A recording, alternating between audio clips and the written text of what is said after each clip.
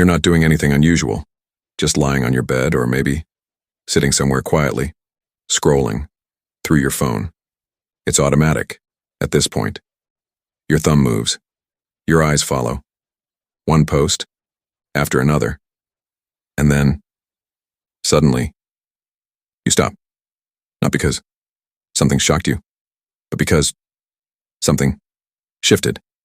You see, someone your age, maybe someone you went to school with, maybe someone you don't even talk to anymore. But there they are, smiling, celebrating something. A new job, a new apartment, a new achievement. And for a moment, you feel something good. You think, wow, that's nice. Good. For them. But that feeling doesn't stay very long, because right after that, something else quietly replaces it. A question, soft, but uncomfortable. Why am I not there yet? And you don't say it out loud. You don't even fully think it, but you feel it. And that's enough. Because now, everything starts to look different. The room you're sitting in feels smaller. Your progress feels slower. Your efforts suddenly feel less important. And the strangest part is, nothing actually changed. Your life is exactly the same as it was just a few seconds ago. But your perception of it completely shifted. Now, instead of moving forward, it feels like you've been standing still for a long time, and you start replaying things in your head, decisions you made, opportunities you didn't take, moments where you could have done more. And slowly, without even realizing it, you start building a quiet belief.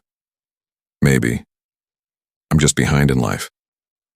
And here's where it gets heavier, because this feeling doesn't just appear once.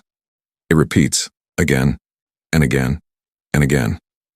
Every time you open social media, every time someone shares good news, every time you see progress that isn't yours, and over time, it stops feeling like a moment and starts feeling like a pattern, like somehow everyone else is moving forward, and you're just trying to catch up, but never quite getting there.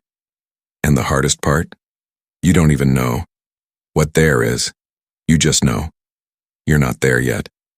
So your mind starts asking questions constantly. Am I wasting time? Did I choose the wrong path? Should I be doing something else? Am I already too late? And these questions don't come with answers. They just sit there, repeating, growing, louder, and slowly, they start affecting how you see yourself. You begin to doubt things you were once okay with, your pace, your decisions, even your direction. And then something subtle happens. You start comparing more, not just occasionally, but automatically. You measure your life against people you don't even know anymore. You compare your beginning to someone else's middle, your confusion to someone else's clarity. And of course, you lose that comparison every time, because you're not seeing the full story. You're seeing results, finished moments, highlight versions of someone else's life, while living your unfiltered reality. And deep down, you know, this isn't fair, but it still feels real. It still feels true. And that's what makes it so powerful, because now it's not just a thought anymore. It's a feeling, a constant, quiet pressure that follows you, even when you're not scrolling, even when you're trying to focus, even when you're doing your best. It's still there, reminding you that somehow you're not where you're supposed to be. Now, here's where things start to change, because the feeling of being behind in life is not random. It doesn't just happen to everyone equally. In fact, there's a very specific type of person who experiences this feeling more than others. And it's probably not who you think. It's not lazy people. It's not people who don't care. And it's definitely not people who aren't trying. It's usually people who think more than they act. People who are constantly aware of themselves. People who notice everything, their mistakes, their timing, their progress, their lack of progress. They don't just live their life, they observe it while living it. And that sounds like a good thing. Self-awareness is supposed to help you grow. But here's the problem. When that awareness becomes constant, it stops helping and starts interrupting. Because now, every decision you make comes with a second voice. Is this the right move? Is this fast enough? Should I be doing something bigger? And instead of moving forward naturally, you hesitate, you pause, you rethink, and sometimes you don't move at all. Not because you can't, but because you're trying to make the perfect move. And while you're doing that, other people are just moving. Messy, imperfect, fast. They're not overthinking every step. They're just taking it. And from the outside, it looks like they're ahead, while you feel stuck. But what you're really seeing is the difference between constant action and constant evaluation.